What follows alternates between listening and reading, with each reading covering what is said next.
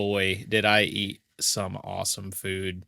That is why I cruise, is because of the awesome food. Got to have some of the more wild stuff. We got alligator beignets.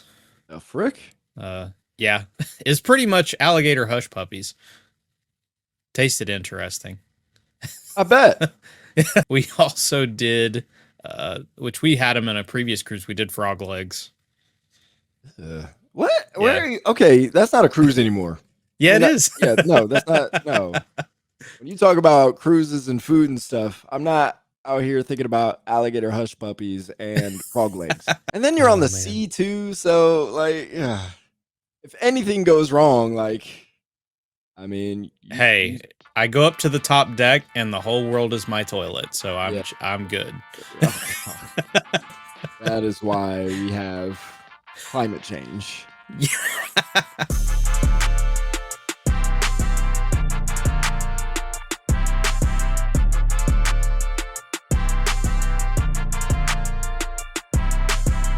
Welcome to the Gaming Trend Podcast, the official podcast of GamingTrend.com. My name is Anthony Shelton, and I am joined by David Burdett.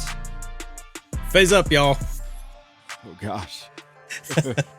In this podcast, we talk about the latest games we should have played a long time ago and games you absolutely need to play, as well as games in our backlog we should have gotten to a very long time ago. This week, we're going to squeeze in some news again. So, David and I played some Hi-Fi Rush, the latest Shadow dropped game from Microsoft. David also got to preview the latest Sherlock Holmes, so we'll talk about that as well. And like I said, we got lots of fascinating news this week. So, instead of kicking it off with the news, because there is a lot of juicy stuff there, we're going to talk about games first. So, David, you want to lead us off with your preview? Yes. Sherlock Holmes The Awakened. So if you recognize that name at all, it's because this is technically a game that has already come out before. The Awakened was actually part of the Sherlock Holmes games that had released. It came out back in, I believe it was 2006, 2007. And then they did a remaster in 2008. Not sure why a remaster within like a year, but they cleaned up some different things and whatnot. I actually found out I own it from buying a Sherlock Holmes games collection, and it was a very different game at that point. And now that Frogwares, the studio behind all of these, has made Sherlock Holmes Chapter 1 last year, which I absolutely loved my time with Sherlock Holmes Chapter 1. And then they made The Sinking City, which had kind of that creepy detective vibe, a little bit of Cthulhu kind of stuff in there. They decided, let's go back. I know they are a Ukrainian developer, so they are dealing with some of the effects of the war right now. So this is the opportunity of, hey, that was one of their favorite games, The Awakened, if I'm remembering right. And the plot of it, they wanted to bring it to today. And the coolest thing about all of this is not just a remake in the regular sense of remake.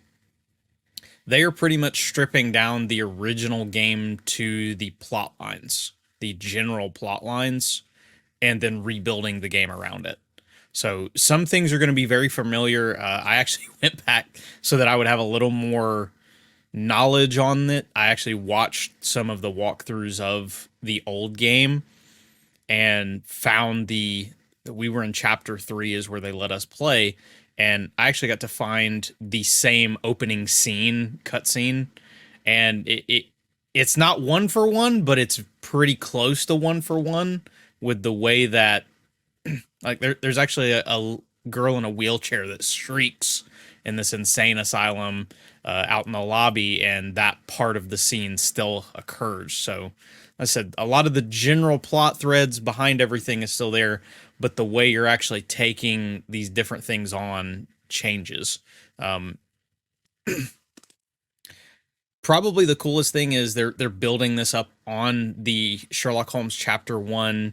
You can tell that that's what they're building all of this off of. Chapter 1 was an open world game, whereas this is closing itself in a little bit more. Some sections are going to be a lot more linear, and then they said there's going to be some semi-open areas. Haven't seen those as of yet. But the coolest thing is this level they let us play. Most of the time, if a dev opens up a part of a build and lets you play it, it's not really telling the whole story. And this felt very linear, but somehow at the same point, even though you had a very linear path, they still managed to make it feel like I was going around and exploring this area in order to figure things out. And that's something when you know it's a well built game, when a dev is actually utilizing the space correctly. Because you and I both know, you can build a humongous open world, but if you don't fill it with the right stuff, or if you just pad everything, it's not worth your time in that world. Sometimes going to the more compact world is actually better for a game because it forces developers to have to use it. I don't think that's the case with Sherlock Holmes because their open world concept was great, but in this game, you can tell they know what they're doing and putting together these different spaces. And this is just a small portion of chapter 3. So I can only imagine when we get to some of these semi-open world spots, how it's going to actually play out. As far as story goes, what's really interesting is they're actually taking with the Awakened, it deals into some of the Lovecraftian mythos, Cthulhu kind of stuff. So there's going to be like some cultists and different things going on with that. And they're going for a horror feel like with some of the aspects of this game. They've actually kind of pitched it as this is going to be trying to break Sherlock's mind. And this is taking place just a couple years after chapter 1, so it's really cool that they're working. It's an existing game, but they're taking the opportunity to work it into the current timeline of Sherlock games, since chapter 1 somewhat restarted the series with how they've done it. Which, by the way, Alex Jordan, he's the one who does the voice for Sherlock in the series at this point, and he does a phenomenal job. I just have to call him out because absolutely love how he voices Sherlock. He really makes the character alive and has that perfect condescending, I know what I'm talking about, Sherlock Holmes tone when he speaks. But like there's a moment, because I don't want to just read from the preview more or less, but there's a moment in the game where you return a doll to a girl. It's you're trying to get some information. She's obviously nuts. She's in a cell, and then you help her fix the doll because there were some things missing. The thing looks creepy as all get outs. uh, but there is a point when you're finished, you give her everything, and she fixes the doll and everything, and suddenly the doll starts talking for her. Like she slumps down, and like I almost ripped my headphones off. Like I am not a horror person at all. I was like, oh my word. Like I actually had to put my headphones like down here and just let kind of listen so it wasn't all up in my head. So if this is just, once again, this is just a small slice of what this game is. I'm very interested to see. I'm gonna have to play this game in the daytime because there are gonna be some creepy things in this world. Because this does not feel like this feels like here's a taste of what's coming. So, but they are really perfectly implementing this in the game, which I have to give Frogwares a ton of kudos for, especially considering they're having to deal with all this external turmoil in their country. So I have to give it to them. They're doing a great job. They're reinvigorating this game, and I'm really excited to see what they do more because this was actually part of a Kickstarter campaign. So they've made some stretch goals. So we're actually going to get a playable Dr. Watson and some other different additions to this game. So I'm very excited to play more of this game, considering it's not your classic remake. It is the bones of what made the original game great with a new game built on top of it. So it sounds like you like it. Yes, yes. Beyond, the doll talking at me, which was very, very creepy. But it was a creepy, like it did its job.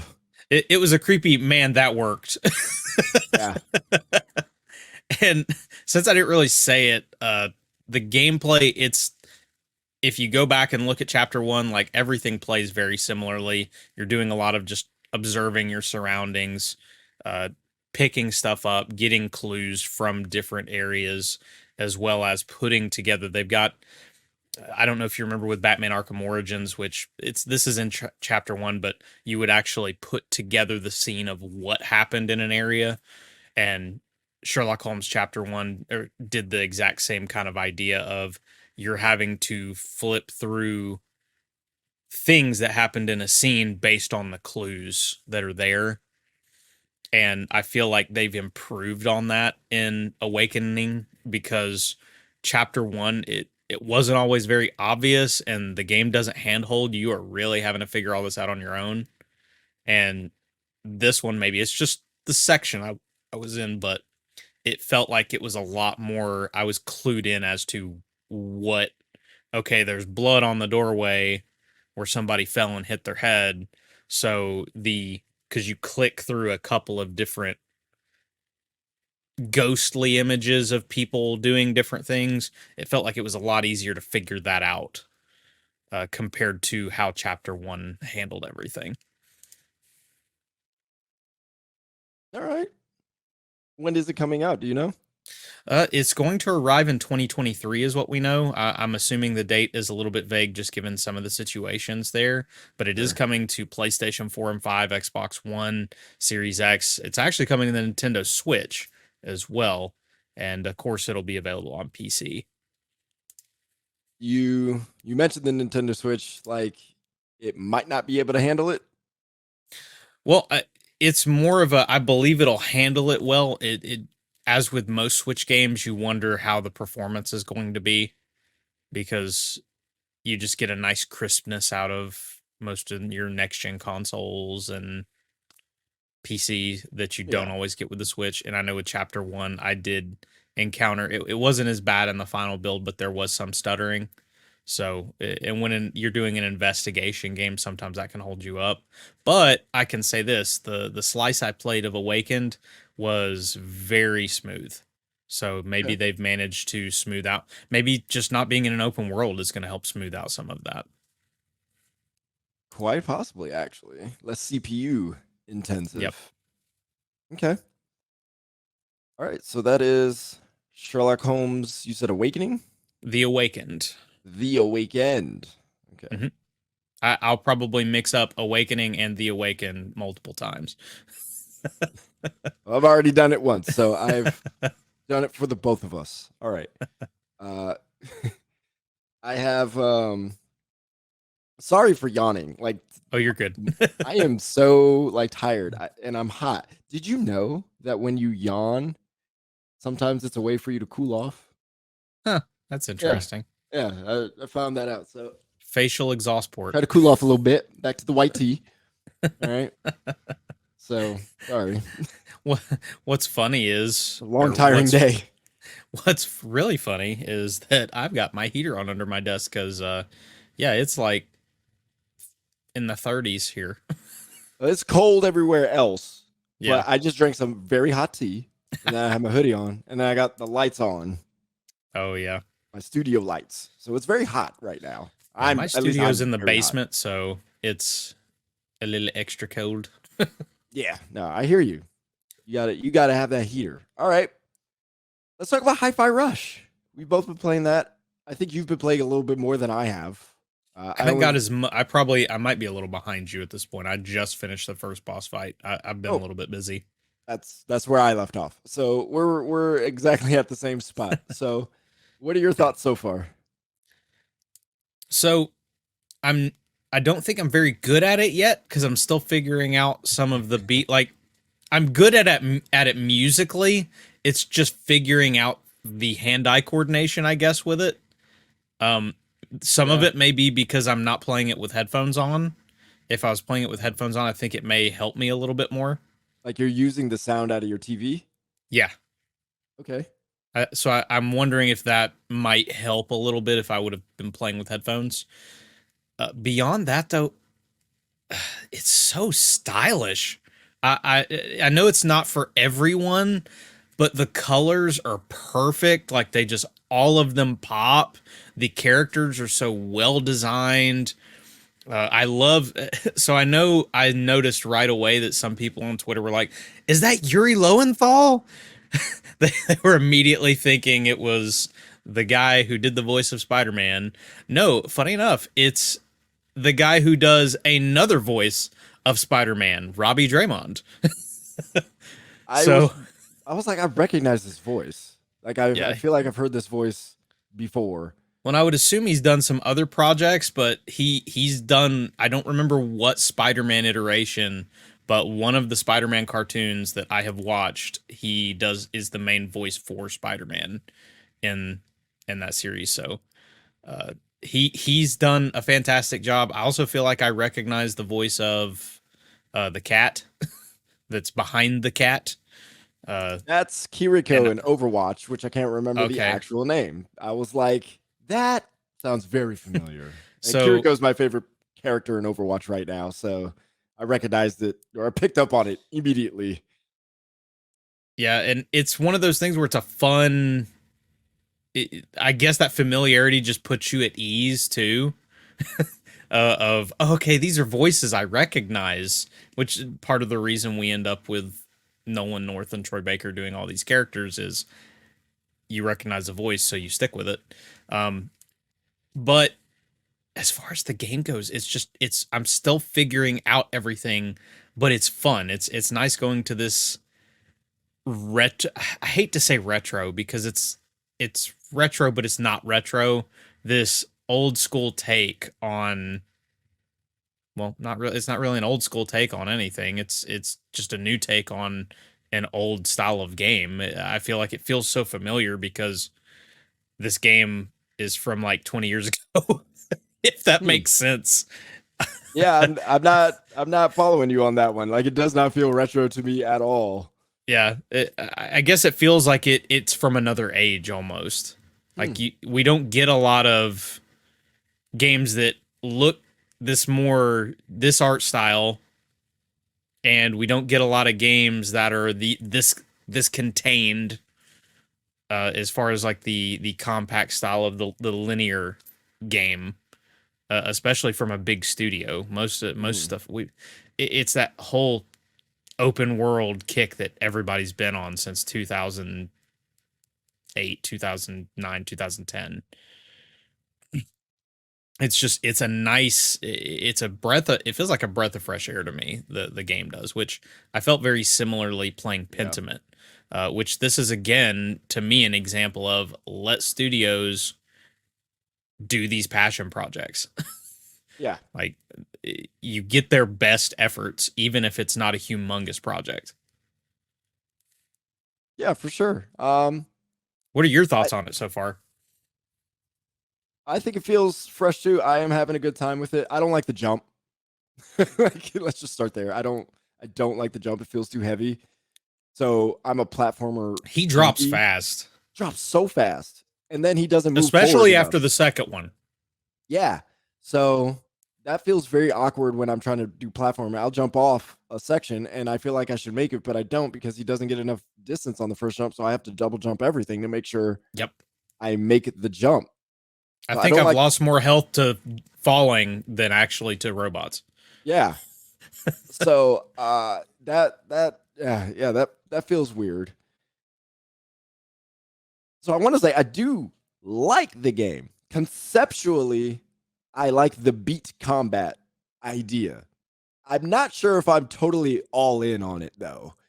The the thing that makes it feel weird is that it feels like an action game where you can pull off all these combos and do these things, but you're limited to the timing of the beat to actually get it done to pull off those cool combos. So it's interesting, it's thoughtful, it's challenging, and I like all that. But I also feel like I'm getting a little impatient at times because I just want to pull it off and I Yeah. have to wait. You know, I hit the heavy attack. I got to wait a beat. Then I hit the 2 light attacks. And then I get the circle going. And then boom, okay, now I finish the combo where I feel like, man, I wish I could do this a lot faster. Now, I do wonder if part of that is it gets more interesting as you get further in the game and more enemies are coming at you and they're throwing different things at you. So, all this timing based stuff, there's so much going on that it feels like I'm moving at a pace that feels more comfortable.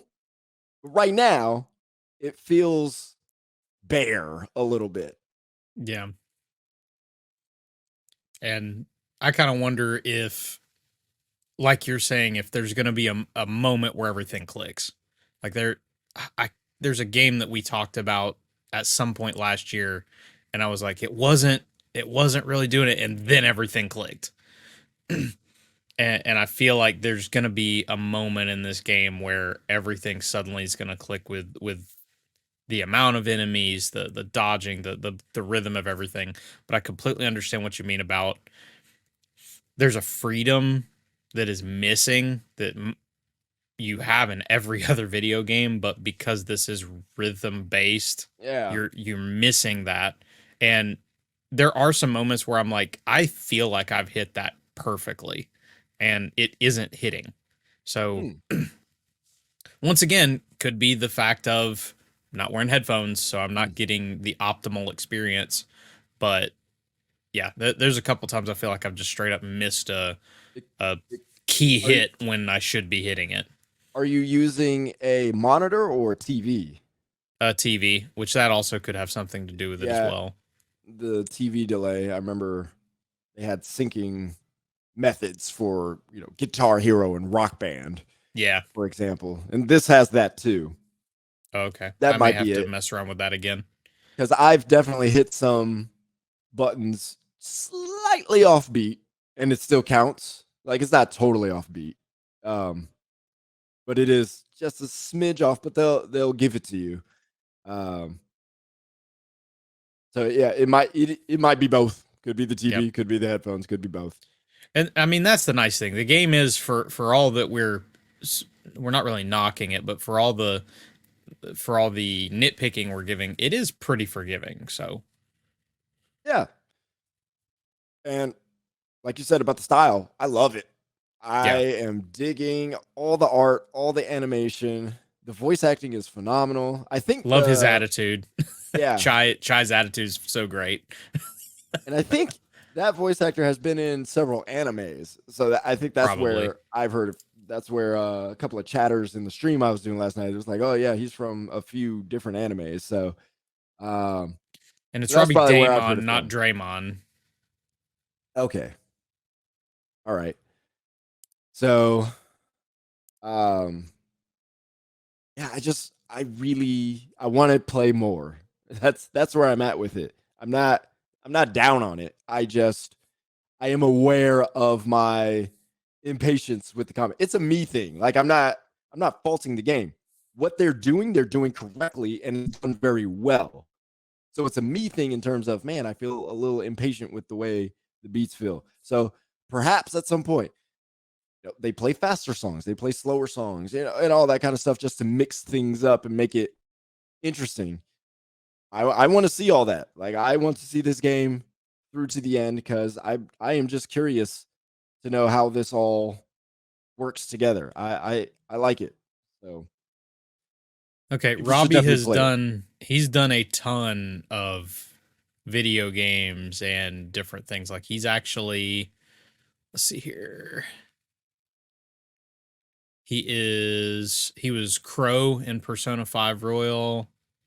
Um he was in Bleach. I don't know what character he played in Bleach Thousand Year Blood War. He's been in what's that? It's been in a lot of different things. He was Fret in Halo Infinite. He Oh, was in Horizon Forbidden West. he's been around. He was apparently a voice actor in Back for Blood. So Oh, All right. He's okay. Versatile. Yes. And A little bit Sally of everything. Amaki is the voice of the character. I don't remember her name because I just met her, but the cat. That has to be Sally Amaki. Just the breath in her voice, the inflection. I'm like, that's Kiriko right there. That's got to be. So that's my guess. All right. Those are 2 games we got today. So Yes. let's break down the news. What you got for us? News. So, Bloomberg put out an article about all the issues over at 343. Pretty much the cliff notes of everything is they're having to deal with the fact that Halo is almost starting from scratch at this point, including to the point that they're probably switching over to Unreal Engine 5. Slipstream, whatever the name of the thing is, it just Flip did not space. work. It the It's not that it issue, didn't work. yeah, It's well, just the contractors. it's and it's a pain in the butt to. They were having a pain in the butt with some of the code, Yeah, that's true. making it do what they wanted it to do. Yeah, that's true. So, but like you said, it's also an issue with contractors because contractors don't come in knowing your proprietary engine because it's your proprietary engine. Yes, they can learn it, but you're adding more of a pain to the development process when you force people to learn your way. When you can go to the way everyone knows, since a lot of contractors are going to have experience with Unreal, it makes sense. So, where are you at with all this crazy stuff at 343? We've talked about it a little bit, so Yeah, this is. I don't know whether to think this is a move that is like a good decision in terms of like this is what we're doing to solidify the development of things for Halo in the future, or it's a shot in the dark. Like in one sense, it feels like a big swing. This is what we have to do. The policy for Microsoft is not going to change. We're going to keep hiring contractors and we're going to keep having to get rid of contractors. So moving to Unreal Engine is the best move. Does that mean quite a lot of work on the back end to put everything into it from slip space and making it work on Unreal and then modifying the physics to make Halo feel good on Unreal and obviously making everything that they've done look nice, period? That sounds like a lot of work. I don't know how easily the stuff from slip space will translate to Unreal, but I'd at least make a bet that it's probably not going to be that simple. So, especially getting the physics right. I think that's people's biggest concern. I don't think they have a problem with Halo being an Unreal because we've seen some Unreal recreations of things from Halo Infinite and it looks phenomenal. But how does it play? looking good and playing good are two very different things. You're very right. Yeah. I don't think it'll be horrible. I don't think that whatsoever. But can Unreal give us what even the slip space engine gave us? What Blam No. originally gave us? I don't know. No. I think this is Halo has such unique physics, unlike any other video game out there. I don't know if Unreal is up to this challenge, but this is the way it's going to have to be. So, in one sense, I think it's a smart decision by Microsoft. I think it's a big swing. And when you have to make big swings like this, there could be some big payoff. So, I like it. At the same time, I wish they didn't have to make this big swing in the first place. Yep. So, I'm a little torn on how I feel about it. And I think because we don't know more information, that's part of the reason why I feel eerie about it. Leery. I'm like, all right, can somebody come out and let us know, like, hey, this is gonna work and why? Like, we're hearing this stuff from people who leaked it. It's about time Microsoft and 343 just come out and say, like, look, this is what we're. I'm not saying they have to mention Tatanka, but look, this is what we're doing with Halo. This is why it's in good hands. This is why it's going to succeed.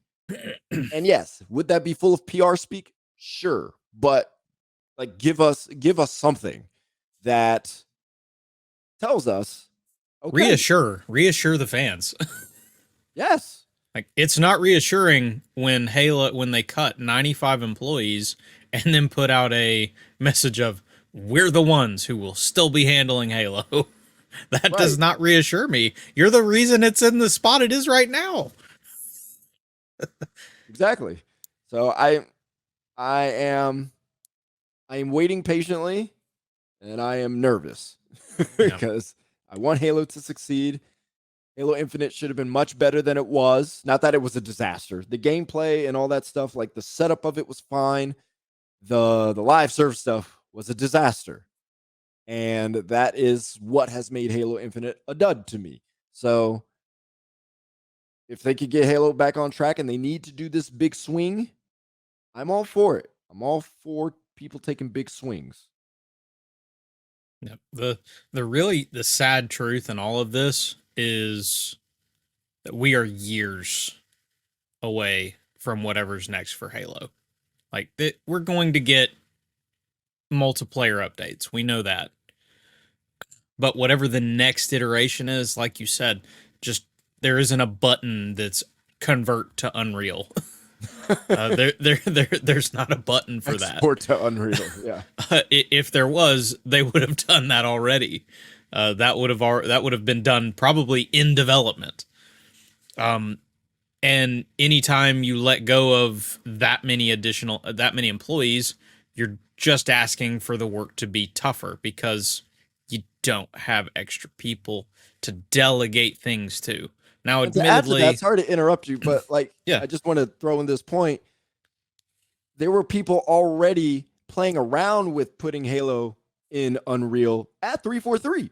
yep, And they got rid of those people. yep, they were. It it just reaffirms everything that we've talked about and everything that has been said about incompetent management in that studio.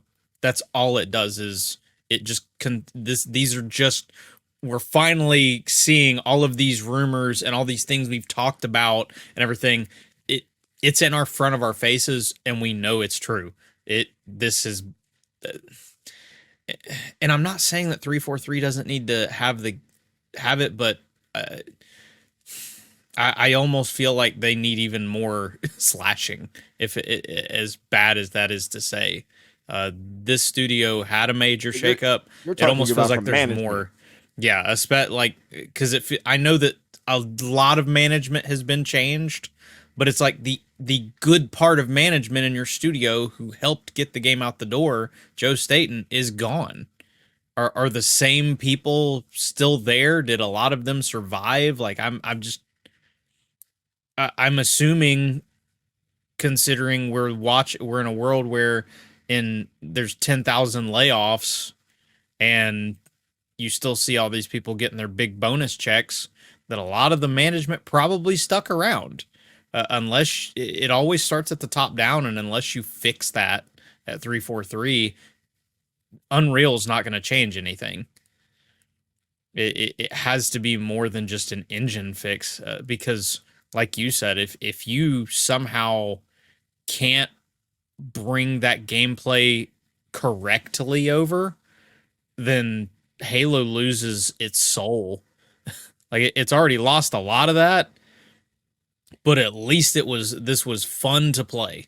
Like, Halo Infinite, if we throw everything else out of the equation, Halo Infinite was a ton of fun to play. One of the best multiplayer experiences when it first came out. The issue was it couldn't build off of that. And in this day and age, you have to be able to do that with a multiplayer game, Yeah, especially when you're pushing into live service. I wouldn't say it lost its soul. In fact, I would say it Yeah. got its soul back. But the live service stuff was a disaster. Yeah. That's and It killed a promising game. Yes, it did. Especially because it felt like every time we got an update, a new bug came along and screwed everything. I mean, when the pros are having to GA certain things because the devs have messed them up, it's a bad thing. I get in Call of Duty, there's 5 bajillion guns, but Halo doesn't have that problem. Yeah, I mean, I feel like every live service game, they put something in and there's a bug that happens somewhere else. Oh So yeah, I feel like that's a fairly common issue. So I don't want to knock them specifically yeah. on that, but It still felt like it got to the point of being laughable to a degree. Like yeah, it because was just it piles on to the bad stuff that's already been happening. yeah, But ultimately, this was a mismanaged game. yep, The developers did what they could to make it fantastic, and because of management decisions, you can't beat that. You can't get yep, around that. Clearly, from the beginning, there had to be people who were working on slip space with these other contractors. I guarantee there were some water cooler discussions like, sorry, like, I'm trying to figure this thing out. Like, can you help me? Like, man, this yeah, would be so much easier if they just put it on Unreal, or like there had to be those kind of yep, conversations like in year 4. You know, like they're yep, building this thing, they're struggling with it, they're trying to make it work, and they get to this point, somebody in management was like, "No, we're going to build our own engine. We're going to make this, this is ours." And I think they planned on using slip space in different games and things like that. Like they were going to take a frostbite approach like EA or a snowdrop approach like Ubisoft and let other developers use, which that's fine. I don't have a problem with that. Like I get it. But when you have a employee situation like you do at Microsoft with contractors, you're not you're not being efficient. Clearly, this is part of the reason why it took so long to make. yep, So you're wasting more money trying to get this thing out, paying a bunch of contractors who have not worked on this thing, who have to learn this thing. Meanwhile, as probably even some other developers who did work on this thing are still trying to help other 343 in house full time developers get around some of these issues. There's just so much nonsense that you could just imagine. And I can only think about like how much other stuff was going on in the production, not even just people to people, just messing with the tech. I can't even I can't imagine that kind of stuff. So if this is th- to me, this does sound like the right solution. You use an engine that so many other people can use. Sounds like a good idea. The question is, are you going to lose Halo's soul in the process? yep. Yeah, and how how many of the 95 employees that got laid off are the reason that the foundation was so good in the first place for Infinite? That's because this is clear. It was clearly the game worked because of some phenomenal developers that were really pushing it, and you have to hope that a good chunk of them are still there. Like, Yeah. I especially considering how management was. well, it's not. I mean, Bloomberg report said 95. We've heard reports where it was more than that. So, Yeah. assuming there was more than that, we've heard reports that it was mostly the art team, the Yeah. single player team, stuff like that. So, perhaps for now, they are going to focus on multiplayer. Again, they haven't communicated anything. So now we're just speculating. Just that we're getting more Halo. Yeah. So I'm guessing they're going to focus on multiplayer. Whatever Creative Assembly is working on, that's going to come out and add to the multiplayer. And then once they get all that settled down, then maybe they'll rehire for some more single player content. I don't know because they haven't said anything. But it would be great if we could have a roadmap like that because, that's what we like nowadays. Roadmaps. We're all Yep. live service oriented. All right, what else we It's got? just, Oh, go ahead. well, continuing in, I was just going to say, it's just sad that we're in this position. Yeah, it's terrible. I love Halo, and I want it to be better, and this sucks. Same. Continuing in possible sad Microsoft news. uh, and this is probably the most conflicted of I've ever been on a report when I saw this today.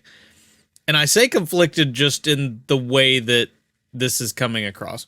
So the Coalition, which this is one of Microsoft's shining stars of a studio, because they've hit. Yeah. The Coalition hits. And they're part of the reason Halo made it across the finish line. During the Game Mess morning show, Jeff Grubb reported or claimed that the Coalition is now full steam ahead on Gears of War 6, and that they had said that they were working on new IP, and he claims that they are now, both of those ideas have been canceled. Supposedly one was a smaller project and the other was like I guess more of a full game. And so now with the layoffs that have happened, it did hit the Coalition a little bit, that they're just pushing them. Microsoft saying, no, we're just going to go ahead and move on to Gears 6. So I'm conflicted because I'm a humongous Gears of War fan.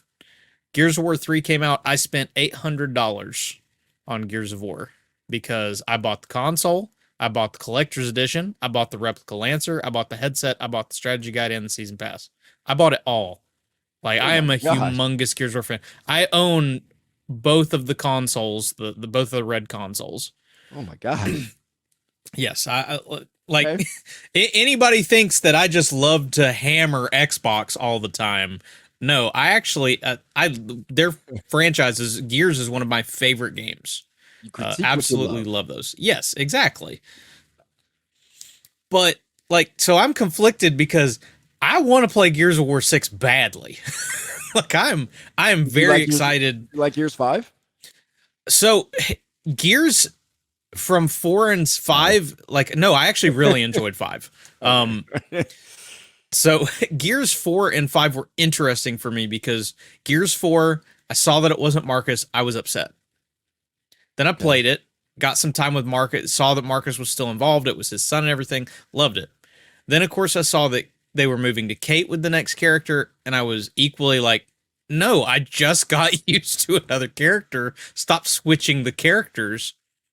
Played the story and everything, and I'm like, man, I love this. Like, they did a really good job of transitioning us into this character. They had some really good, heartfelt story in there that helped me connect with everybody, and I was extremely happy about all of that. Okay.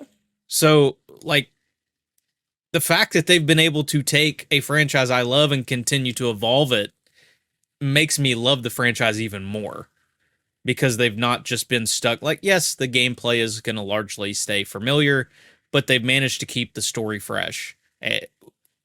Even if I didn't, in the first spot, agree with the choices that were made. I'm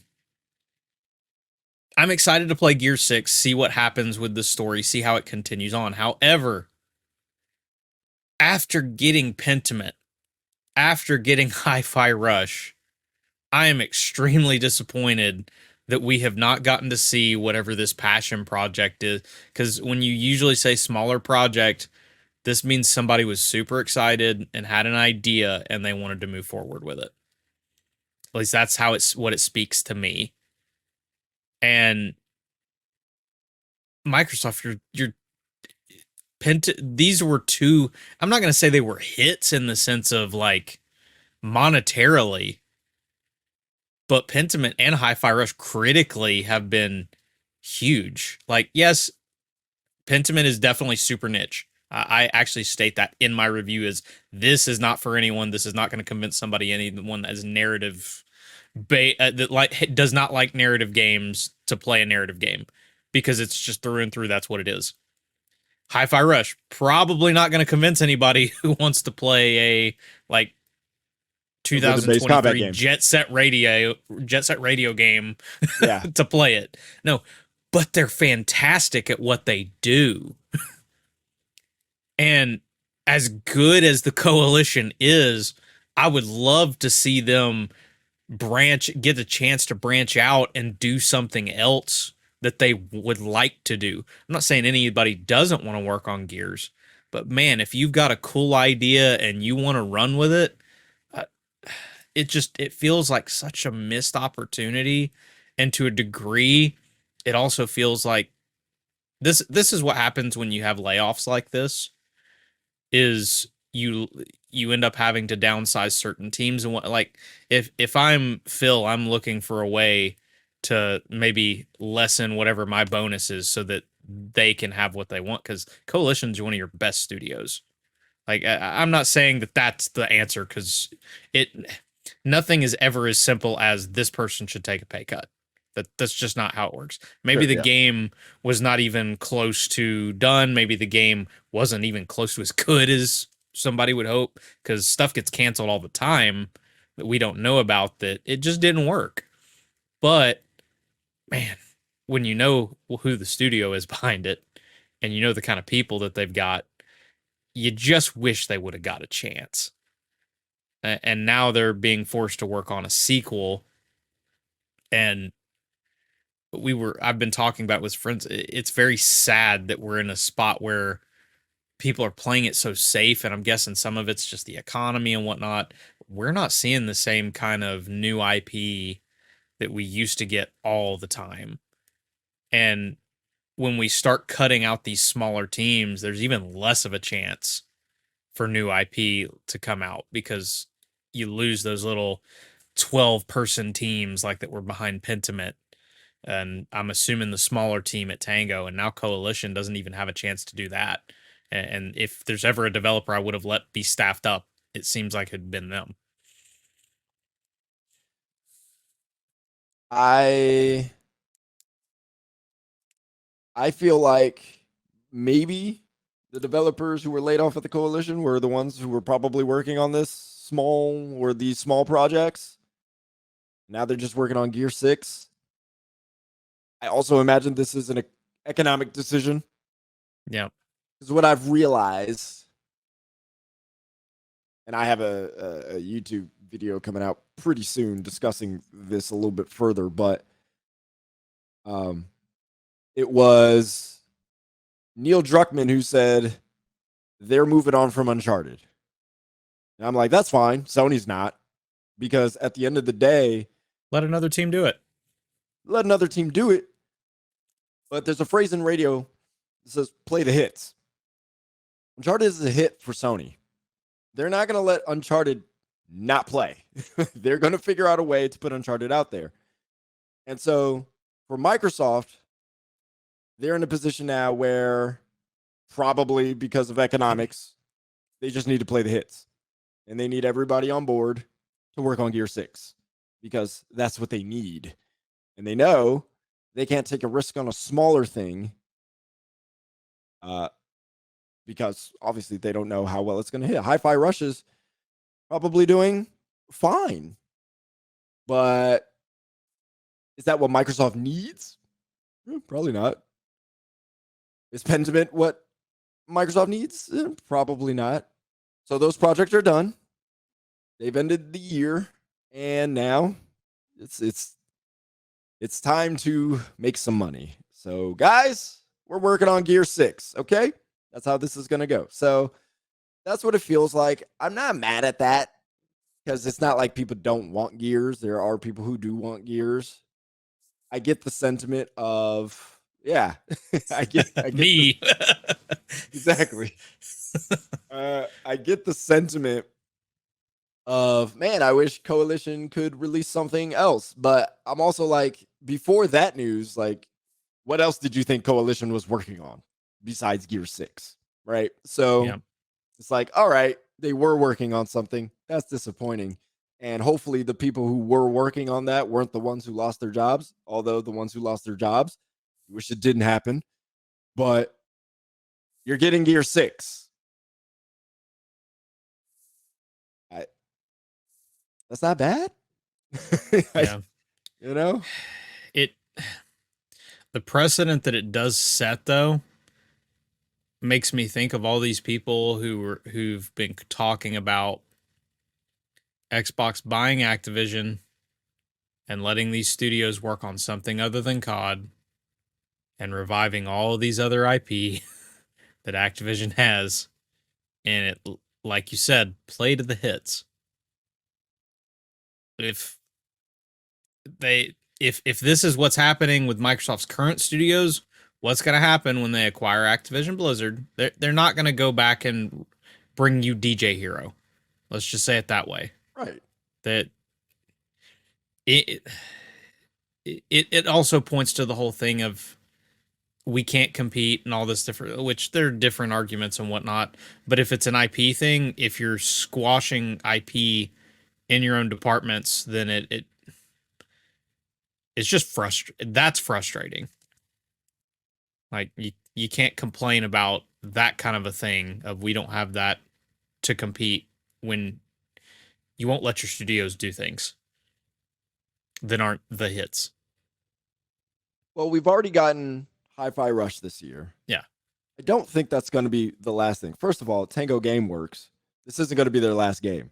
I don't No. think the next game is going to be some wild. I don't even know what the game Tango Gameworks worked on before. They did Ghostwire Tokyo and The Evil Within. Right. Okay, so The Evil Within. Maybe Yeah, they'll do this The is Evil completely Within different. too. Yeah. Right. Well, they did 2. They might do. I would Sorry, assume 3. they're not doing 3. Yeah.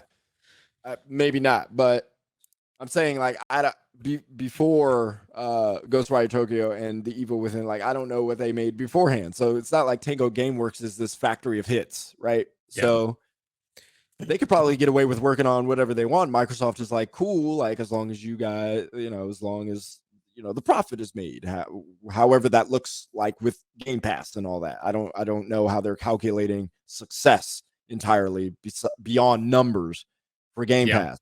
So I wouldn't say we're not going to get fresh new ideas, but the studio's known for what they do. Activision with Call of Duty, Treyarch Infinity Ward, all that.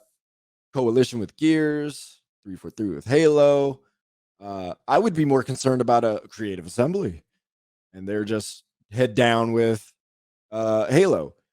When Activision shut down Toys for Bob and basically made them a Call of Duty studio, that was disappointing because you're not going to get that stuff anymore. So we're not necessarily seeing that kind of thing. Like we do Coalition with Gears. In fact, if they were working on anything else, it would be weird. Like that's kind of how it felt because that's what they were built for, just like 343. That's exactly how when the studio was created, it's like this is the Gear studio. It's like, all right, Yeah. cool. So they're working on. Oh, that's fascinating. Oh, it's canceled. All right, well they're gonna make more Gears. That's not surprising. So like they're the Gears studio. So I guess that's where I kind of fall. It's like, all right, the studio's doing what it's supposed to be doing. Yeah. I don't want to. Supposed is not the right word, but what they're known to do. Well, the biggest thing, and I guess this is very generalized, and obviously it doesn't work in every situation, but you're never going to get a Last of Us if you keep focusing on Uncharted. And that's when you've got a great studio like the Coalition. It's not just the small project that got canceled, it was the regular project that got canceled. You've got to let some teams move. And once again, they both could have sucked. We're definitely guessing on a lot of this. Sure. But that's the team I would trust to try something because it's one of your best. And sometimes you got to take swings and let these people just work on something new. Guerrilla, all they were known for was Killzone and making first-person shooter. They had to hire a bunch of people to figure out how to make this new game and built a new engine for it. And look what happened. Like, yes, Horizon's one of PlayStation's best-selling properties because they let devs swing. And if you don't let your devs swing, you're not going to get out of third place. That's fair. Yeah. Playground Games, they're working on Fable. Yep. Oh, frick. They're the Forza Horizon developers. Oh, yeah. They're working on Fable. You're swinging at something. So Yeah. I don't want to say Microsoft's I'm not just doing it at hoping all.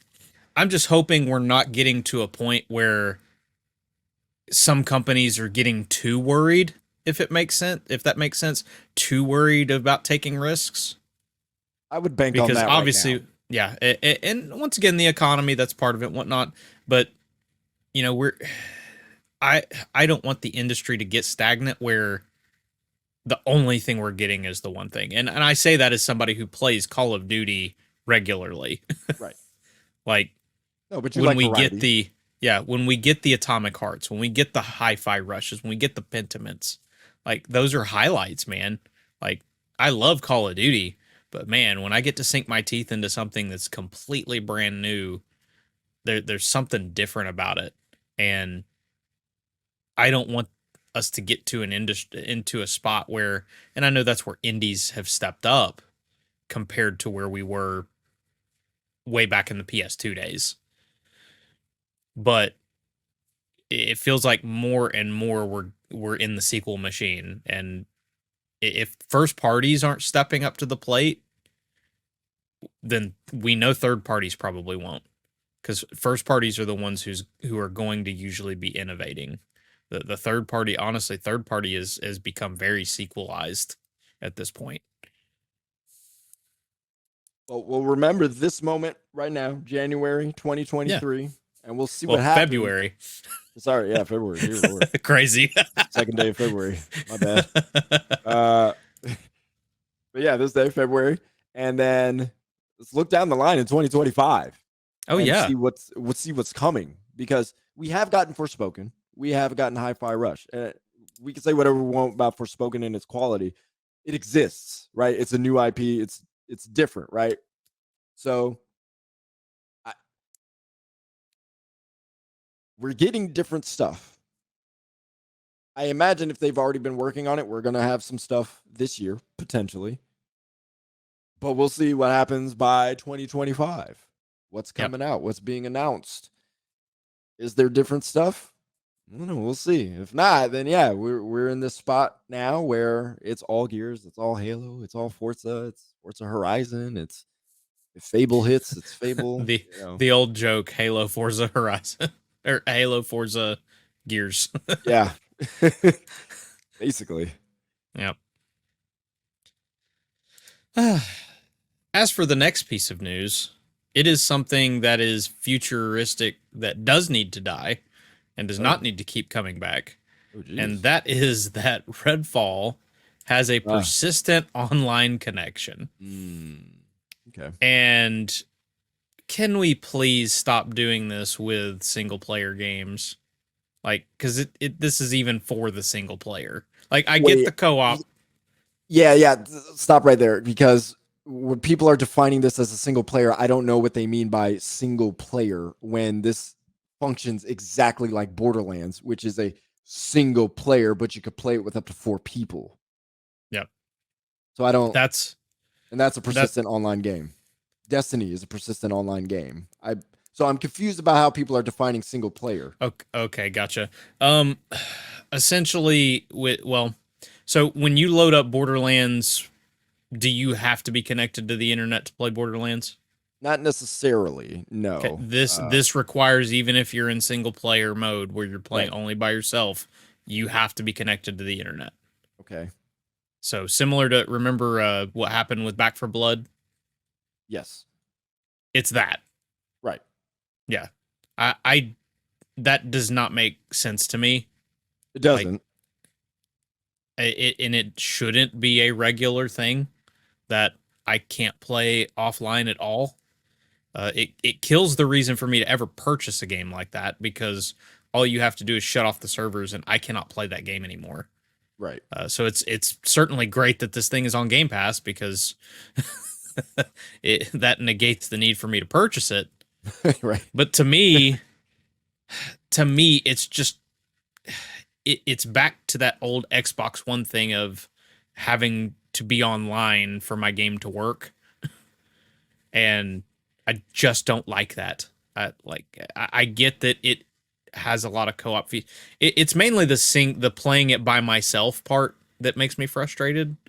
And maybe this game has a Destiny kind of style of specific events that are going to happen and all this, and they're kind of, but I don't feel like it's ever been really pitched as that.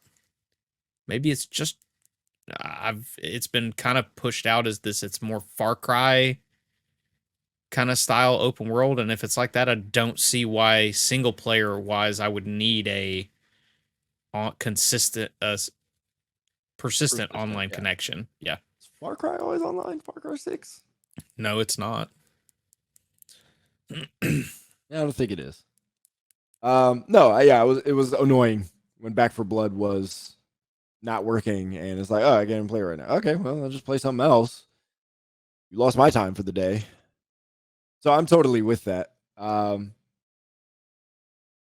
I guess there is one part of me. It's like, first of all, they're doing a terrible job of marketing Redfall. Um, Yeah, I mentioned this last week with Adam. I watched the latest stuff on it, and it was like, oh, okay, like this looks pretty generic for Arcane. I was gonna say, can I say that like that trailer was not good.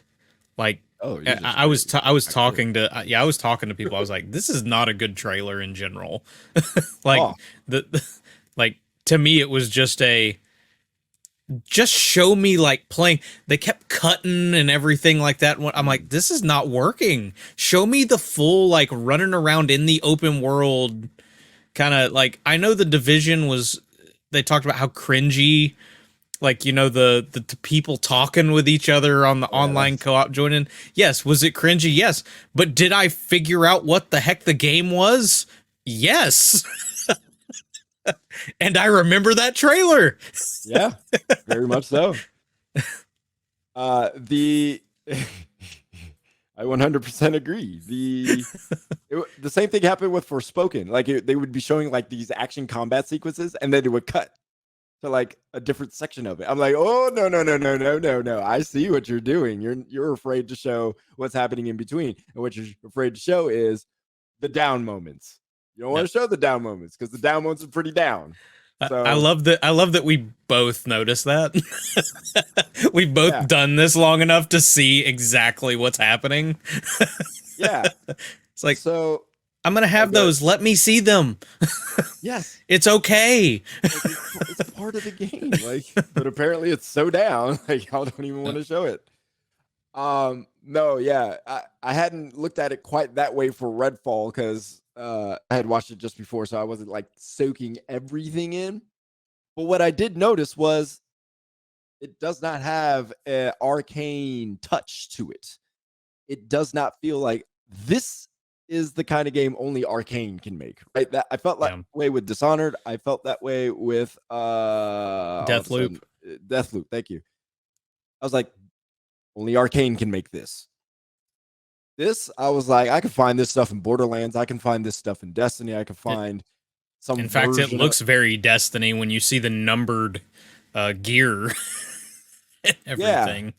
yeah. So I get it. I guess it's sort of loop based. I don't even know what it's doing. That's the problem. It's just so like this is a Far Cry like, except Redfall guys. Yeah, and vampires. Yes, vampires. You guys like vampires, right? Shoot some vampires. It really has no identity. And Yeah. so anyway, uh sorry, we didn't talk about Redfall, so that was my Oh, you're Redfall fine. thought. You're fine. No, go ahead. Like, Persistent connection. That's what we were actually talking about. yeah, Yes. So when it comes to that, because we don't know much about Redfall, yes, hearing that having a single player or a game that you can play by yourself and having to be online, that is frustrating. I acknowledge that. However, if we knew that maybe it was like Destiny and there was just ish happening as you were exploring the world, and so that's why you need to be online. Maybe still annoying, probably a little more excusable because that stuff doesn't function unless the servers are working. So they got to yeah. make sure that stuff is working all the time. So that way you're experiencing the game the way it's meant to be played. Otherwise, yeah, there's really no reason to play it. Because ultimately, there are a lot of people who play persistent online games that just aren't single player by themselves. Yeah. And so it really, I hear the frustrations of people who don't play multiplayer games by themselves on persistent connections, but they play single player games and they don't want to do with this. And I feel them. I'm with them. I support their distaste of this. I'm just saying there has been other things outside of the single player universe that you've been missing Yeah. that do different things that do require a persistent online connection and a lot of people like. Perhaps you might like it, what they do. The problem is we don't know what the frick they're doing. So it just sounds like they're pulling a back for blood and you got to have an online persistent connection for no Yep. reason. And if it's that, that's dumb. Yep. And you're making a lot of good points and a lot of good sense with this. Is the larger issue behind it? We don't have a full grasp of exactly what this game is trying to do. Which is super disappointing because I'm like, Well, here's the thing. I'm going to like this game. I'm probably going to play it and I'm probably going to like it. And well, it's a game. I'm going to play it and I'm probably going to like it because I like these kind of co-op shooter type of things. So it doesn't look so far outside the norm that it's like, oh, this is going to bomb. It doesn't look special. yeah. Well, I'll at least go and hunt some vampires with you at some point. So Yeah. And I'll probably have a good time doing it. It's just not going to be game of the year or anything, or just a nomination worthy of anything. It's just going to, hey, it was Redfall, guys.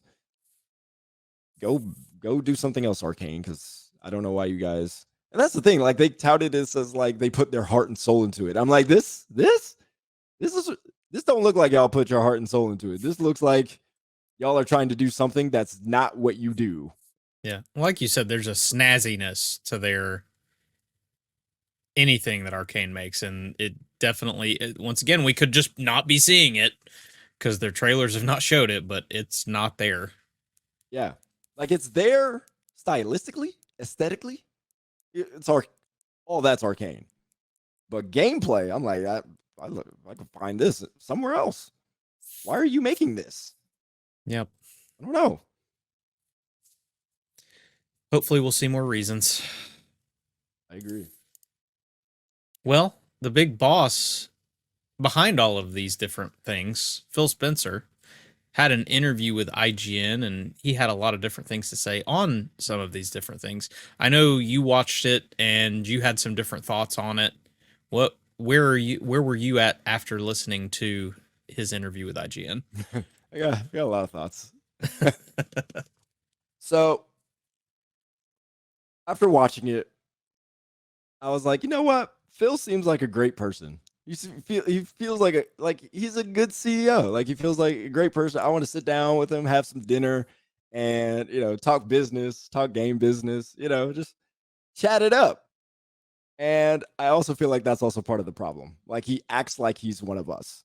He's got the jacket, the jeans, the shirts look like he gets them from Hot Topic. Oh He's yeah. got all that Oh, stuff.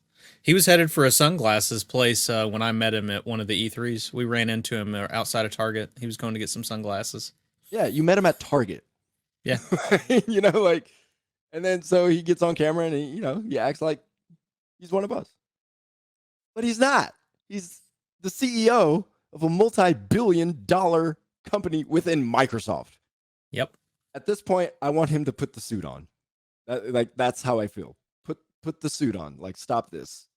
So my analogy is before LeBron came to the Lakers, one of the knocks on LeBron was that he didn't have that grit, that killer instinct. And so when he eventually did come to the Lakers, he started to display that killer instinct that he does have. And he doesn't show it all the time, but since he's been on the Lakers, he has shown it more. And in this particular season, he has shown it a lot more. He did that to show the fans of the Lakers, no, I get y'all. I hear what you're talking about, so I'm gonna give you what you want. I'm gonna give you what you need.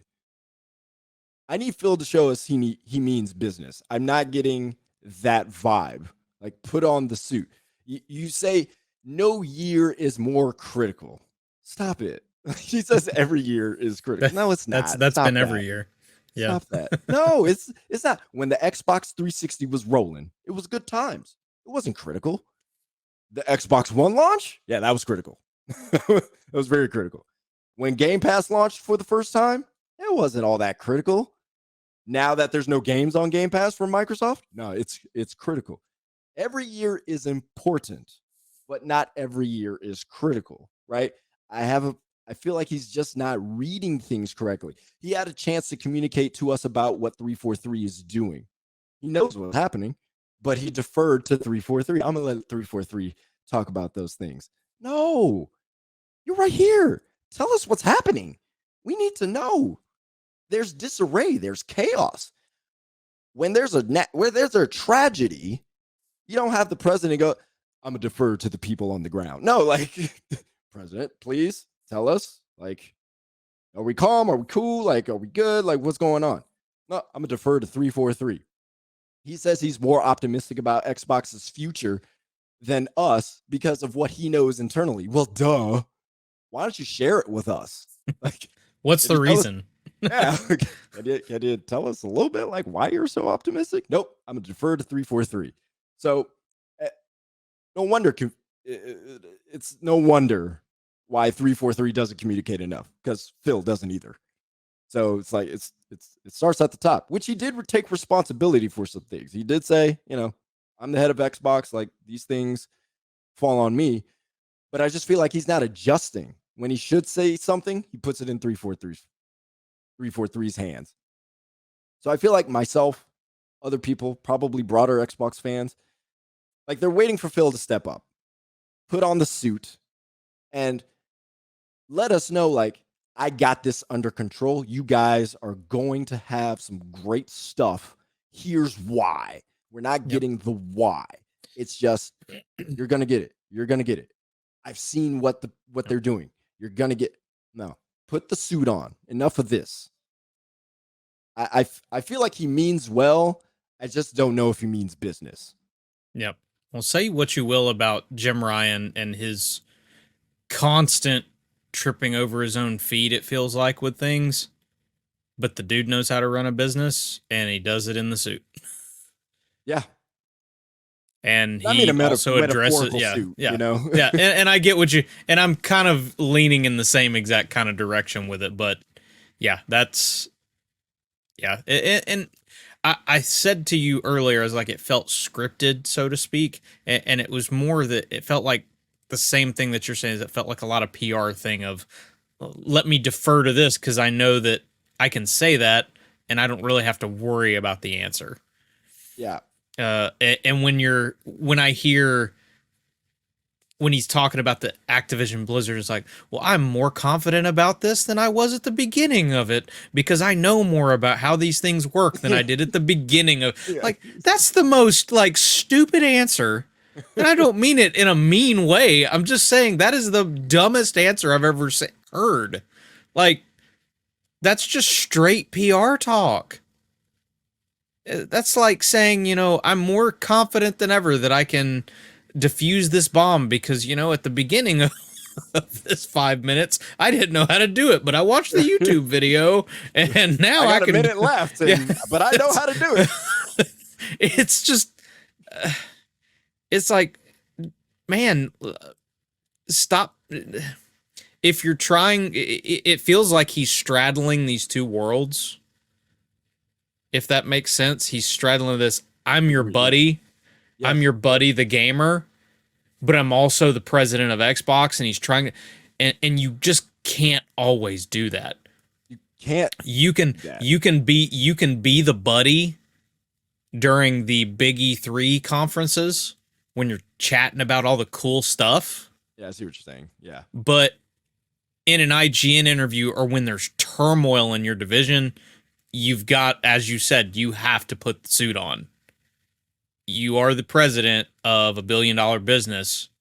You've got to show you mean business, and you can't just just had a disaster, hide behind. Yeah, huge disaster, and you're struggling. Your team, you just had one of the worst quarters ever for Xbox.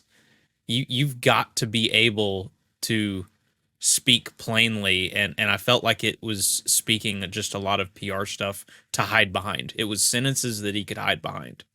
And like I said, I did that, and that's what I meant by when I said scripted. It felt like it was a lot of PR talk to me.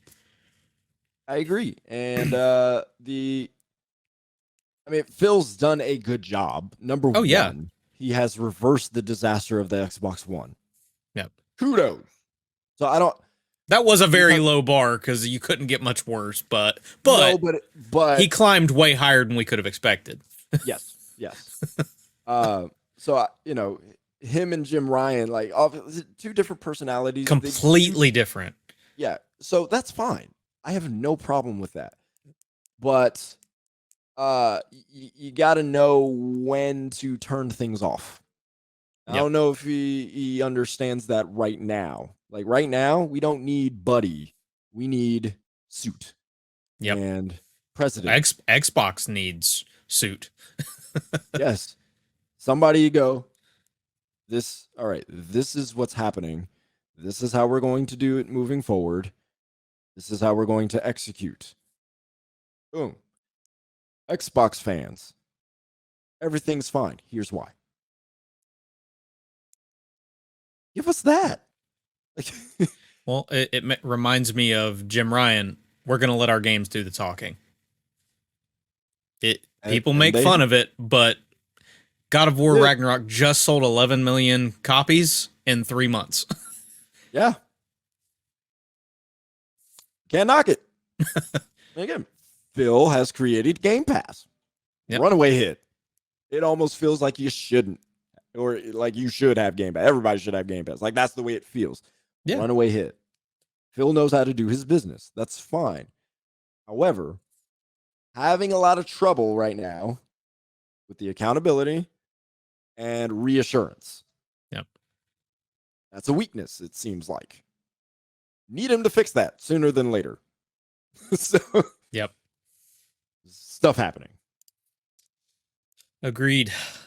Lots of interesting things to dissect from that interview. One of them was he did mention E3, and according to a later report from IGN, is none of the big three are going to be at E3. So if I'm remembering right, didn't E3 stand for, the three stood for Nintendo, PlayStation, and Xbox pretty much? Or am I remembering that wrong or whatnot? Or that's what it started? Electronic Entertainment Expo. Yep. So it's literally people could have thought of it that way, but in any case, the three is not showing up at E3. This is true. That's the big three won't be at E3. Yeah.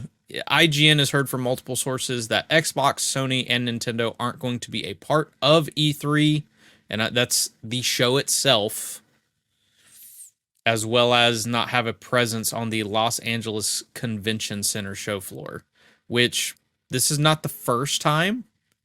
The last E3 physical show, if I'm not mistaken, Microsoft actually moved everything to the, what was it? There's Theater. actually a Microsoft Theater. Like they had the plaza. They actually had a set up there. So they were the last man standing for E3. I feel like that's what they've been doing the last several years. Yeah, PlayStation hadn't been apart for quite some time, and Nintendo moved online, which I don't remember if they'd moved all their show floor stuff, but they had at least moved the Direct.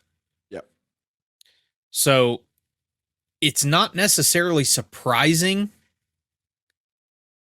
but you would have hoped that maybe with Reed Pop involved that they could have maybe reassured some of them. But it's also pointing to just how the industry has changed. And even though I don't like it, because I love the whole Christmas vibe that you get during E3 week of, oh, I've got all these. I used to actually take vacation days around that so I could sit back and just watch the shows and everything. We're at that point that, like, they're missing. If the big three are missing, how many other companies are you realistically going to be able to entice to come back? Even if you're ran by ReedPop and making this more of a cool convention. I think E3 could still function and be fun without Microsoft, Sony, and Nintendo. I think it just depends who you get there and how many. Yep. So if it's just Rockstar and you know, whatever other big developer, Ubisoft, and somebody else and a bunch of like indie studios, it's probably not gonna be the thing, Yep. But if you could get a lot of notables with some If you could get indies, like Bandai, Capcom, yeah, uh, probably less Japanese companies also. I still think that could work. Uh, would it make it more exciting with them there? Yeah, absolutely. But I don't think we need them yeah. to make E3 exciting and fun, because Nintendo, we know at this point, like, we get excited when we watch these directs online, or when Microsoft is in Microsoft Theater doing their thing. We still get excited watching it online. Um, but to have something that's fun, music, vibes, showing stuff, demos, all that, like, that's still exciting. So again, would it be more exciting with those three there? Absolutely. But another note, uh, they're probably not participating with Jeff Keighley either with the Summer Game Fest. Like, if they're not doing, I don't want to He may equate, like, still get a trailer or something out of them. That's the big thing. possibly. I don't know if that's a big deal though. Well, Because if considering how the E3 is really, TGAs have become, they may see Jeffs as still that rising thing. yeah, I guess you could consider that something of like, we're slowly building up to Jeff Keighley like being the leader of like the next E3, so we're just throwing him little stuff and building up to that. Because I he think, is doing an actual in person event there too, which yep, he did that last year. He actually had Street Fighter there to play. it was like super small, like it was Oh not yeah. Oh, it wasn't not a, big, but yeah. if he can keep growing this thing though, Right. I just I think those days are over where any of them are showing up in person, especially Sony and Nintendo in the United States for this event. I mean, it's yeah. number one, it's a long flight to get from Japan to LA. Yeah. 16 hours, maybe more actually. No. From New York to China, that's 16 hours. So from Japan to LA, yeah, that's probably 20. As you know, flights never go the right way. they want to go completely around the globe in order to get to a destination. But yeah, I just think those days are over, which is sad because they're fun, but it's either too expensive. I think this is on the ESA though. Yeah. Um, They waited sounds too like it. late.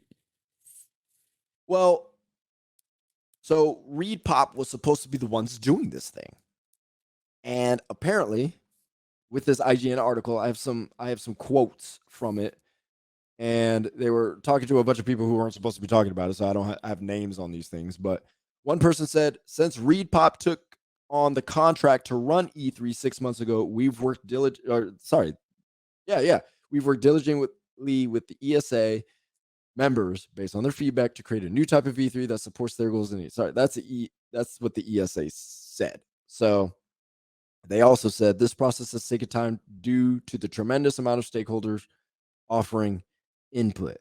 So Reed Pop was supposed to take over the direction of E3 and make E3 something special.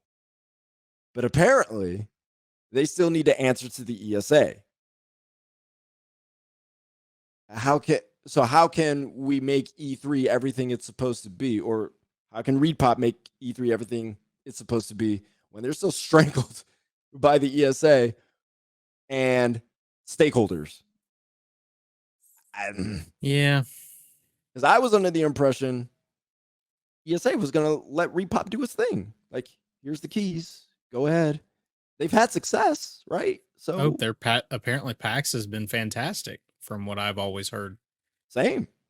So let successful people make decisions. Yep. Like, do it. Well, one of the quotes in the article is there's not a good sense that there's an understanding what the show is going to be or how it will come together, which is strange from a company that does such an amazing job with PAX twice a year. And those are the kind of words you do not want to hear. No, Like that's but that's worse than just Xbox, PlayStation, and Nintendo won't be here, in my opinion. yeah, 100%. But to continue that quote, it also said it seemed like they'd be the perfect shepherds for something like E3. So who knows where the issue is? Is it ESA issue? Is it a repop issue? But there seems to be a lot of genuine interest from game publishers in the concept of E3. But it's really frustrating that we don't have good solutions. So is it a repop or ESA issue? I'm saying it's an ESA issue because they are notorious for strangling the publishers and developers around E3. So Yep. it is no surprise now that they're strangling ReedPop while they're trying to, support their goals and needs. Yep. You know what I, goal and need you have? The only thing you have is make E3 good again. That's it. yep. I could see there being some little issues from ReedPop in the sense of they don't understand maybe the business side as much of it, since the PAX is more convention, like more public convention as far as I've been able to tell. So maybe there have been some publishers where they're like, we need to be able to conduct business. How are we doing that? And that's still being figured out, if that makes sense. So ReedPop isn't completely doesn't understand the notion of that as of yet, maybe. But like you said, I'm sure a lot of it, most of it rests on the ESA, because I'm sure they're not giving ReedPop a lot of options as to how to make sure that the publishers can do what they need to do. Yes, that could be an issue. I don't feel like that would be a very hard issue for them to figure out. Hey, how do we conduct business? I mean, historically, you could look back at what E3 did before and take some notes from that and work something. I'm pretty sure Repop is smart enough to figure that out. Oh yeah. So if that's the issue and Repop is struggling with that, okay, well, Repop shouldn't be working on this. So But yeah, if that's what they're struggling with. yeah, they're also responsible for Star Wars Celebration, New York Comic Con, all these things. They know how to run big shows. That's what I'm saying. So it just stinks that this, like, like you said, give them the keys. Let them do whatever the heck they want. I mean, yeah, you got to make some money, but some of it just speaks to, it's like they're just probably greedy. It's something. And whatever it is, it's unnecessary. Yep. What else feels unnecessary is how there are lots of live service games shutting down, and that sucks. Two specifically that you've been maybe not necessarily fans of, but you've enjoyed your time with Rumbleverse and Knockout City, and both of them are going away. Yeah, Knockout City's dropping June 9th, unfortunately. Just found that out today. Rumbleverse is dropping soon. It's very soon, isn't it? This month? February 28th, I think. Yeah, and what's crazy is they're issuing full refunds for all of it. Wow. As far as I've been able to see, I didn't get to read the articles on them, but I'm a huge fan of Knockout City. Knockout City was I remember you loved it. Oh, it was absolutely fantastic. And it was always fantastic. What that come in 2020, I think. So yeah, I think that was one of my top 3 games in 2020. So I think it's 21. 21 was when it came out. Mm-hmm. So yeah, it was one of my top 3 games in 2021. Like, it was, I love innovative, unique styled stuff. And yes, the deathmatch idea is not unique, but to pull it off with a dodgeball style game, like, kudos to you and making it work. Yeah, and somehow have new stuff for seasons. That's what I'm saying. But oh my gosh, Apex Legends Mobile is going away. That's big. Yep. we are learning live service is hard. Very. And so many developers are getting into it. Sony is Has dropping 10 games. Yep. 10, I think more than 10 that they have planned. We're starting to see and Even wonder, Destiny 2 is struggling. is it? Yeah, numbers wise, they're at the lowest they've ever been, from what I understand, for Destiny 2. Oh, that'll change once Lightfall comes out. That always happens. It'll get a bump, but it's definitely hurt. It's Yeah, definitely hurting. sure. Apex Legends is struggling. I think we are seeing the rope for live service being pulled to its max, to the point where it's about to break. Because I think what we're seeing right now is just the idea of live service has to be extremely specific to meet very specific needs. And I think what we're seeing is developers go into it, at least what it feels like. I won't say this is what it is, but it feels like developers are going into it with the idea we don't want to sell a full priced game because this is the thing we want to make, and we want to get paid for doing this thing. If we make one single game, we can't do that. So let's make a live service game. But to do that is incredibly difficult to maintain. Every time, it's like I watch Restaurant Impossible on Food Network. And one Oh of the yeah. things I love about that show is you kind of learn and see like the business of running a restaurant and just the simple idea of how to price your food is based on obviously food cost, but also overhead. How much does it cost to just turn your building on and run stuff, right? Like you have to factor that in. How much does it cost to turn your servers on and just run the live service? You have to make that up every single season. It's like it's the life of a content creator. You have to hit bang every single time. You got to make stuff that people want to see all the time. That's hard. Yep. Look at us. It's hard. Being It honest, but is. we So out here making content. some weeks there's no news. Some weeks there's Yeah. nothing to talk about. So imagine trying to do that for a video game where you have to develop that stuff. You got to pay the people. The artists are creating stuff, and you got to do that every single season. And that's if you have actually done the work and put everything like front loaded some stuff, right? You know, you've planned 6 months ahead. You know what you're going to do, so you can plan for stuff afterwards. If you are doing this a month ahead or right on schedule, you are effed like that. So there, yeah, it's the rope is being pulled too tight. Like then you're competing with so many other live services that come out, and you know it draws people in, which draws people away from your game. Yep. Knockout City comes out, it's the thing. Rumbleverse comes out a few years later. Guess what? The people who are playing Knockout City are going to try out Rumbleverse. It looks pretty cool. That means they're not playing your game, which means they're probably not buying stuff because they might be buying stuff in Rumbleverse. Yep. Like you're having this tug of war, and then just Destiny 2 exists, right? Yep. So like there's so many live services, and it's like how can people play all of them? Yep. And it's a time thing, and especially because, and I wonder how much of some things were people saw this pandemic boost of everybody being stuck at home and all this kind of stuff, and they saw all these numbers and they're like, oh, this is sustainable. Well, people went back to work. People got back to doing things during the summer.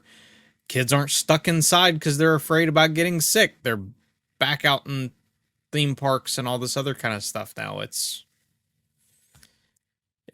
you can't trust those numbers from 2020, 2021 anymore. It's a different day, it's a different age, and like you said, everybody's got a game out. You're competing with you're not just competing for dollars, you're competing for time to get dollars. And if you can't keep people's attention, you're just not going to get those dollars. No. You know why I'm not playing Knockout City? You know why? Why is that? 'Cause I'm playing Overwatch 2. Yep. Live service game, right? You know Yep. why I won't play Overwatch 2 in a few weeks? Because the Lightfall. Exactly. Right? Yeah. So, I like, mean, in 2 weeks, I will be jumping into Call of Duty, which I jump in every once in a while, but I'll be playing the crap out of Call of Duty in 2 weeks because there's a new season. yeah. And there's a new season coming for Overwatch, and I'll play it. Depending on how things go, I might not have to pay for it, but if I have to pay for it, I might wait. Why? Lightfall. I'm gonna have to drop $40 on that, which I'm fine with, but that's money that went there and not to Overwatch. Yep. Like that's how this works. Every dollar counts. Which, if you're wondering, that's probably why skins in so many different games cost the way they do. Yep.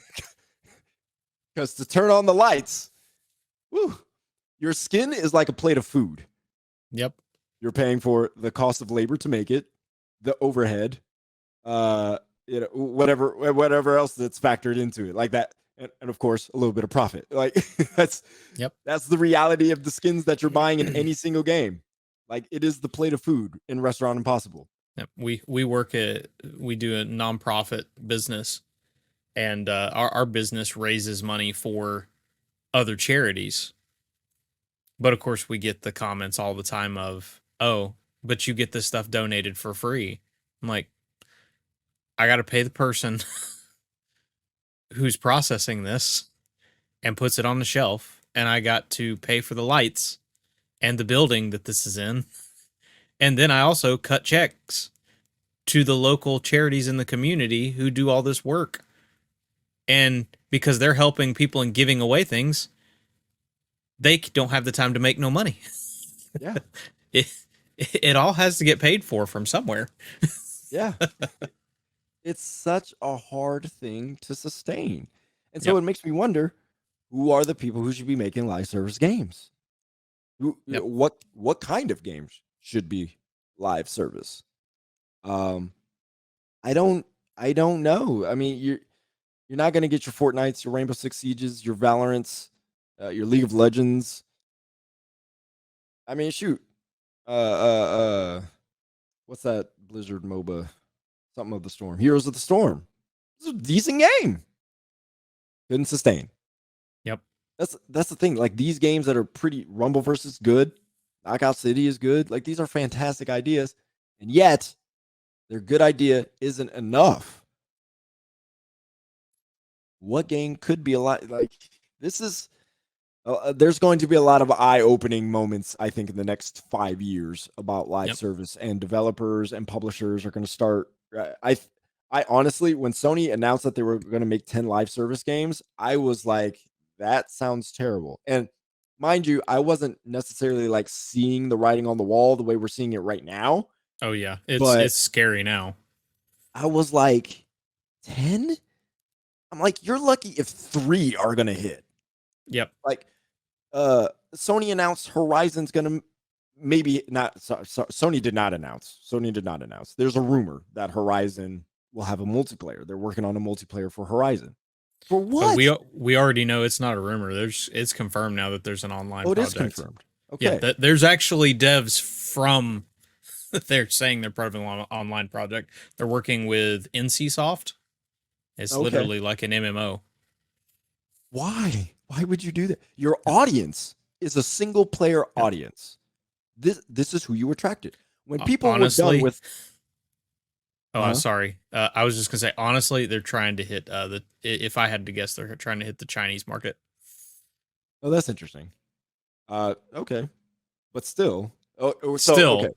If they're trying to hit the Chinese market, that is a different market, and so there could be satisfying a different need with that. And if that's the case, then what I'm about to say probably doesn't apply. But my point is a Horizon multiplayer with a single player audience that after they finished Zero Dawn, they didn't say, man, I wish Horizon had a multiplayer, that'd be fantastic. No, they said, when's the next one? that's that's what they said. They're not looking for a multiplayer. So it's like, who in the world? Again, Yep. if they're making it for the Asian market, okay, that makes that's fine. I get that. I can understand that because they probably haven't played Horizon at all. So this is their Horizon, this Yep. multiplayer game. Which the other rumor is that they're doing a Monster Hunter style Horizon game, which there's been actual stuff leaked for that. But that still actually kind of fits the whole single player Horizon thing if it's more Monster Yes, Hunter-y. So it it's does. it's I would agree it's with that. not as you can make a good story behind something like that. So I would agree with that. But if it's live service, ooh, that's scary. yeah. The Last of So it'll Us, be that will be a live service game. The Last of Us multiplayer game. whatever this multiplayer Yeah. factions 2 thing is. So But that's scary too, because you know yep. how many people enjoyed The Last of Us multiplayer, like the original one? Not a whole lot. And it was good. And that wasn't even a live service game. But that Yep. multiplayer was good, and not a lot of people enjoyed it. Why? Because that was a single player audience. Yep. So I'm like, why would you guys make a live service Last of Us game when your audience is a single player audience? Obviously, some people are going to enjoy it, but I don't see that connection. Yep. It's Trying to scary. chase the dollars and trying to find something that sticks really more than anything. And like you said, it is scary because you've got no guarantees with it. None. It's like So freelancing. It's like yep. every season you are hoping as people buy your stuff and that it's good. Yep. And I mean, hopefully for their sake, they're able to figure out some of it. I guess the only good thing with some of it is with a lot of the studios, they're owned by PlayStation. I'm not gonna, and PlayStation is in one of the better spots of being able to try some of these things because they do have the single player stuff to fall back on compared to some places like Ubisoft where all they did was jump, oh, we're just doing all free to play and gave up all of their single player. PlayStation, it doesn't feel like they've done that. It feels like they have been. When you say 10 live service, yes, that's scary. But when I also hear, oh, we've got 25 plus games in development, that means that it's there's plenty of it, but it's not the whole picture.